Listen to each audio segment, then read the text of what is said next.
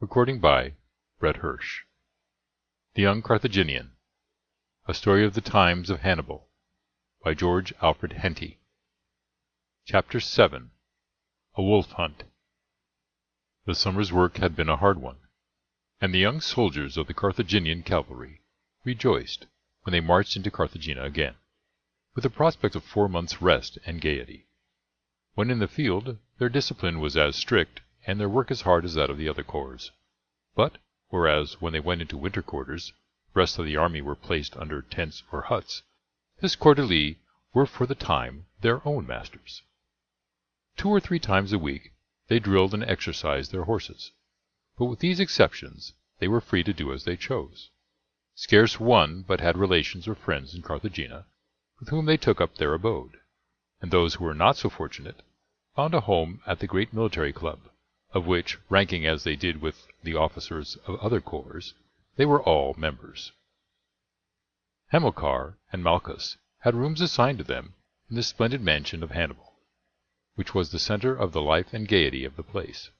For Hannibal had, before starting on his campaign in the spring, married Immerse, the daughter of Castellius, a Spaniard of noble blood, and his household was kept up with a lavish magnificence, worthy alike of his position as virtual monarch of Spain and of his vast private wealth.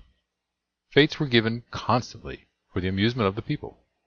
At these there were prizes for horse and foot racing, and the Numidian cavalry astonished the populace by the manner in which they maneuvered their steeds.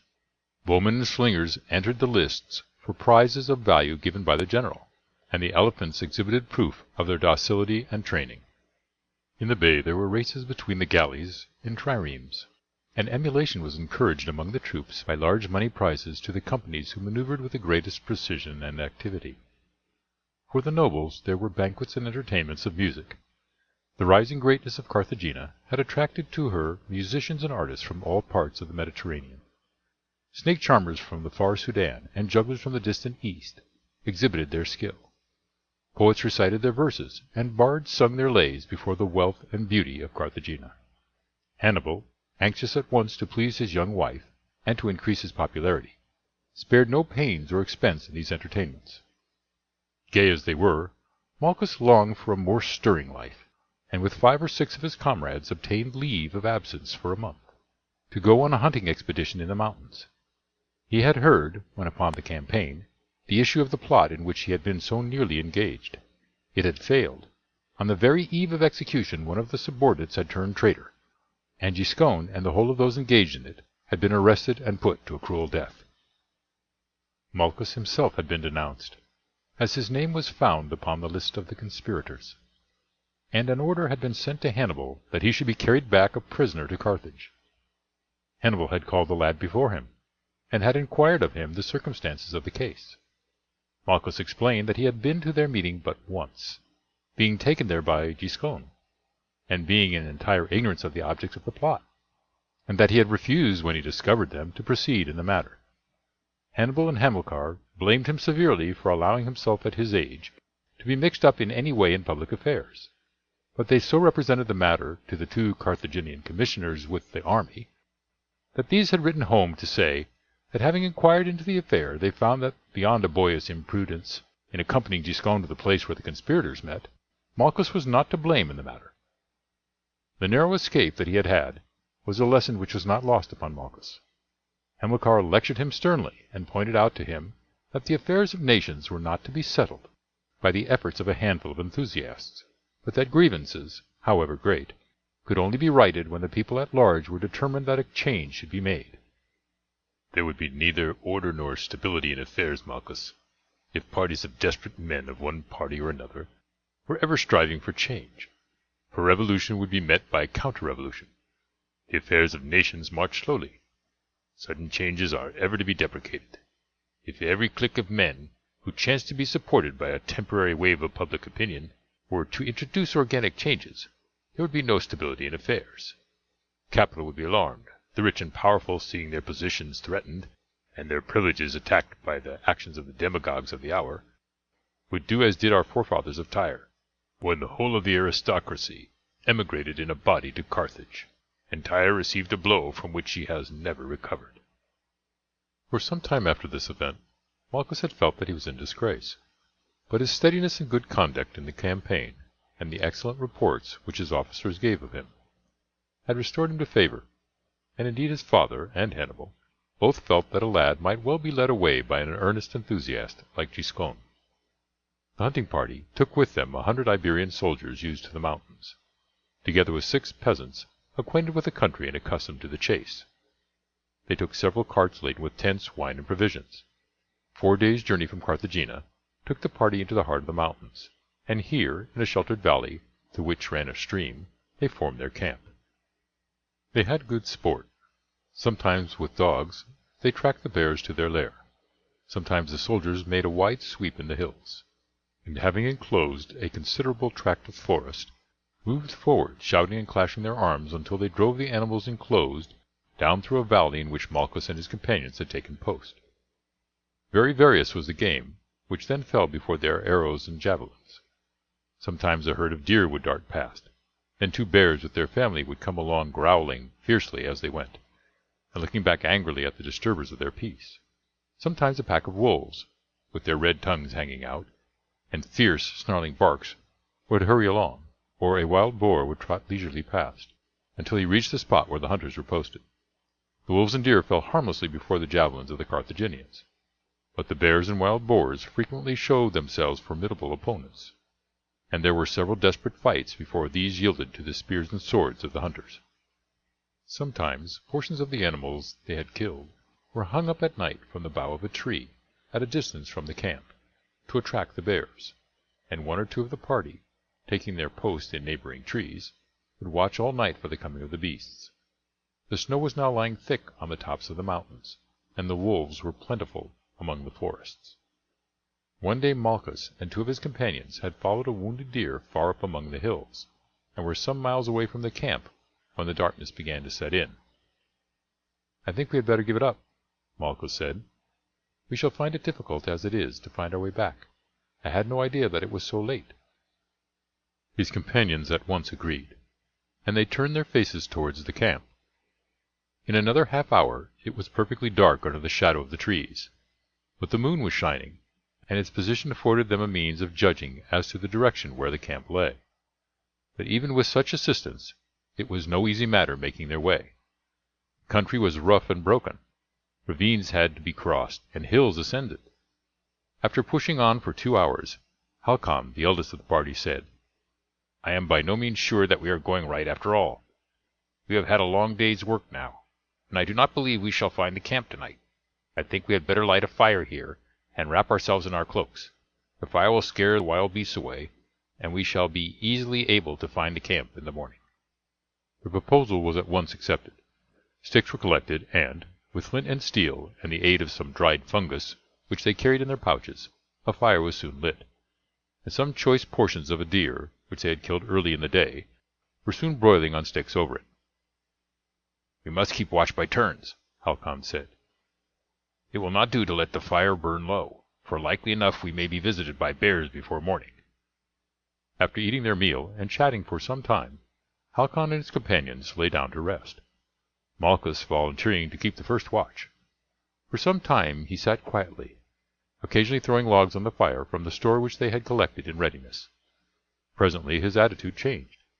He listened intently and rose to his feet. Several times he had heard the howls of wolves wandering in the woods, but he now made out a long, deep, continuous howling. He listened for a minute or 2, and then aroused his companions. "There is a large pack of wolves approaching," he said, "and by the direction of the sound I judge they are hunting on the traces of our footsteps. That is the line by which we came down from yonder brow, and it seems to me that they are ascending the opposite slope." "Yes, and by the sound there must be a very large pack of them," Halcon agreed. "Pile up the fire and set yourselves to gather more wood as quickly as possible. These beasts in large packs are formidable foes." The 3 men set to work, vigorously cutting down brushwood and lopping off small boughs of trees with their swords. "Divide the fire in 4, Halcon said, "and pile the fuel in the center. They will hardly dare to pass between the fires." The pack was now descending the slope, keeping up a chorus of howls and short yelps, which sent a shiver of uneasiness through Malchus. As the wolves approached the spot the howling suddenly ceased. "They see us," Halcon said. "Keep a sharp lookout for them, but do not throw away a shot. We shall need all our arrows before daylight." Standing perfectly quiet, the friends could hear the pattering sound made by the wolves' feet upon the fallen leaves. But the moon had sunk now, and they were unable to make out their figures. "It seems to me," Malchus said in a whisper, "that I can see specks of fire gleaming on the bushes." "It is a reflection of the fire in their eyes," Halcon replied. "See, they are all around us. There must be scores of them." For some time the wolves approached no closer. Then, encouraged by the silence of the little group standing in the center of the fire, 2 or 3 gray forms showed themselves in the circle of light. 3 bows twanged. 2 of the wolves fell, and the third, with a howl of pain, fled in the darkness. There was a sound of snarling and growling, a cry of pain, a fierce struggle, and then a long-continued snarling. "What are they doing?" Malchus asked with a shudder. "I believe they are eating their wounded comrade," Halcon replied. "I have heard such is the custom of the savage brutes. See, the carcasses of the other 2 have disappeared already." Short as had been the time which had elapsed since they had fallen, other wolves had stolen out, and had dragged away the bodies of the 2 which had been killed. This incident, which showed how extreme was the hunger of the wolves, and how noiseless were their motions, redoubled the vigilance of the party. Malchus threw a handful of brushwood onto each of the fires. "We must be careful of the fuel," Halcon said. "I would we had thought of this before we lay down to sleep. If we had collected fuel enough for our fires, we should have been safe. But I doubt much if our supply will last now till morning." As the hours went on, the attitude of the wolves became more and more threatening, and in strong bodies they advanced close up to the fires. Every time that they did so, armfuls of fuel were thrown on, and as the flames leaped up brightly, they each time fell back, losing several of their numbers from the arrows of the little party. But the pile of fuel was now sinking fast, and except when the wolves advanced it was necessary to let the fires burn down. "It must want 4 hours yet of daylight," Halcon said, as he threw on the last piece of wood. "Look round as the fire blazes up, and see if you can make out any tree which may be climbed. I would that we had taken to them at first instead of trusting to our fires." Unfortunately they had chosen a somewhat open space of ground for their encampment, for the brushwood grew thick among the trees. "There is a tree over there," Malchus said, pointing to it, "with a bough but 6 feet from the ground. One spring on to that, and we are safe." "Very well," Halcon assented. "We will attempt it at once before the fire burns low. Put your swords in your sheaths, sling your bows and arrows behind you, and take each a burning brand. These will be better weapons in such a case than swords or spears. Now are you ready? Now!" Waving the burning brands over their heads, the 3 Carthaginians dashed across the intervening space towards the tree. It seemed as if the wolves were conscious that their prey were attempting to escape them, for, with a fierce howl, they sprang from the bushes and rushed to meet them, and, undeterred by the blazing brands, sprang upon them. Malchus scarce knew what passed in the short, fierce struggle. One wolf sprang upon his shield and nearly brought him to the ground, but the sharp boss pierced its body, and he flung it from him, at the same moment that he dashed the brand full in the face of another. A third sprang upon his shoulder, and he felt its hot breath in his face. Dropping his brand, he drove his dagger deep into its side. Then he hurled his heavy shield among the mass of wolves before him, took a bound into their midst, and grasping the bough, swung himself into the tree, and sat there with his legs drawn up, as a score of wolves leaped up towards him with open mouths. He gave a cry of horror. His 2 friends were down, and a confused mass of struggling bodies alone showed where they had fallen. For an instant he hesitated, debating whether he should leap down and strive to rescue them, but a glance below showed him that he would be pulled down long before he could reach the spot where they had fallen. Shifting himself along the arm until he reached the trunk, he rose to his feet and sent his arrows vengefully into the midst of the struggling mass of wolves, until he had but 3 or 4 shafts left. These he reserved as a last resource. There was nothing to do now, and he sat down on the branch, and burst into tears over the fate of his comrades. When he looked up again, all was quiet. The fierce pack had devoured not only his comrades, but their own fallen companions, and now sat in a circle with their red tongues hanging out and their eyes fixed upon him. As the fire gradually died out, their form disappeared, but he could hear their quick breathing, and knew that they were still on the watch. Malchus climbed the tree until he reached a fork where he could sit at ease, and there waited for morning, when he hoped that his foes would disappear. But as the grey light dawned he saw them still on the watch, nor, as the dawn brightened into day, did they show any signs of moving. When he saw they had no intention of leaving the place, Malchus began to consider seriously what he had best do. He might still be, for aught he knew, miles away from the camp, and his friends there would have no means of knowing the position in which he was placed. They would no doubt send out all the soldiers in search of the party, but in that broken wilderness of forest and mountain, it was the merest chance whether they would find the spot where he was prisoner. Still it appeared to him that this was the only possibility of his rescue.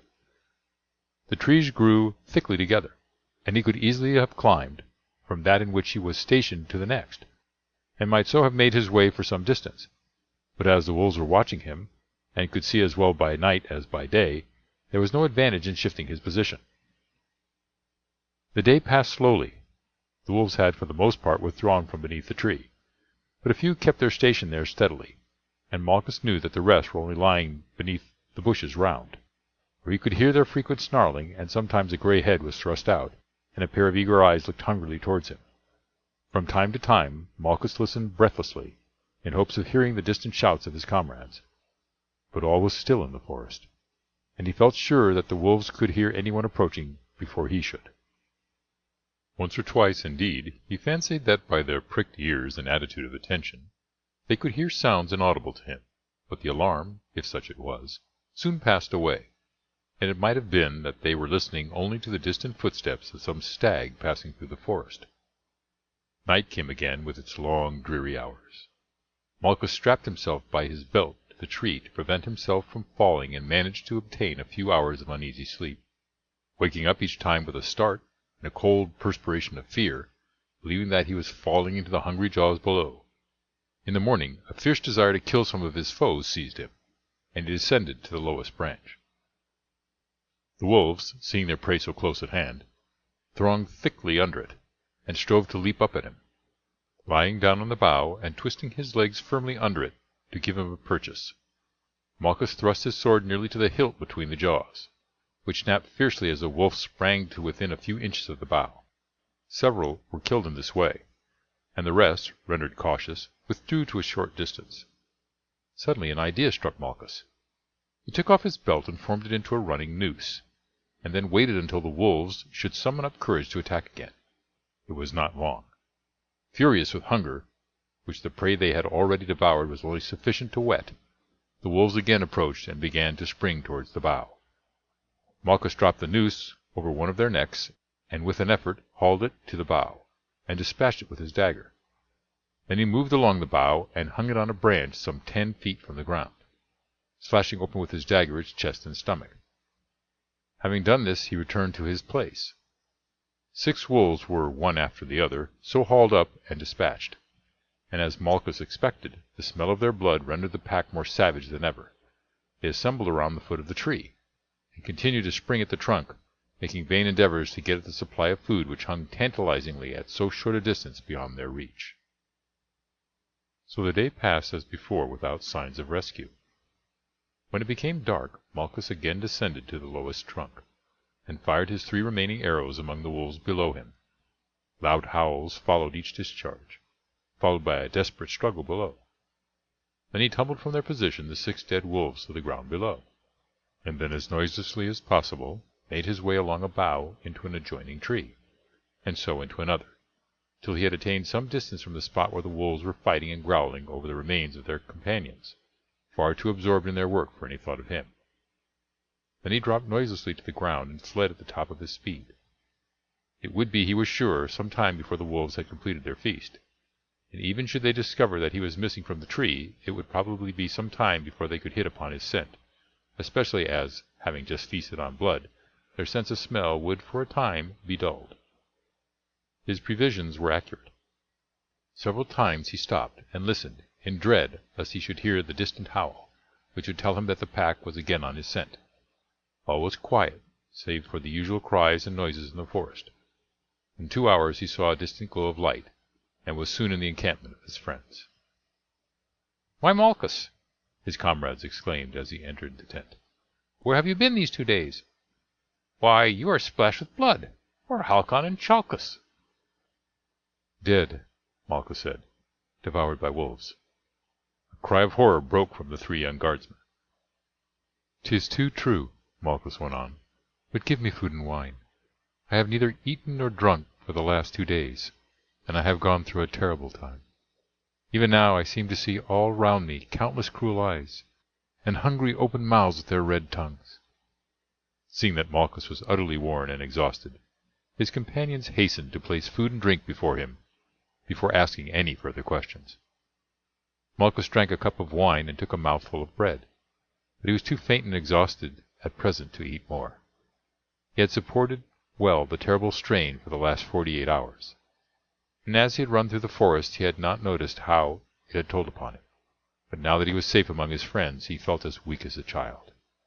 For a time he lay upon the lion skin on which he had thrown himself upon entering the tent, unable to reply to his comrades' questions. Then, as the cordial began to take effect, he roused himself and forced himself to eat more. After that he told his friends what had happened. "You have indeed had an escape, Malchus, but how was it you did not take to the trees at once?"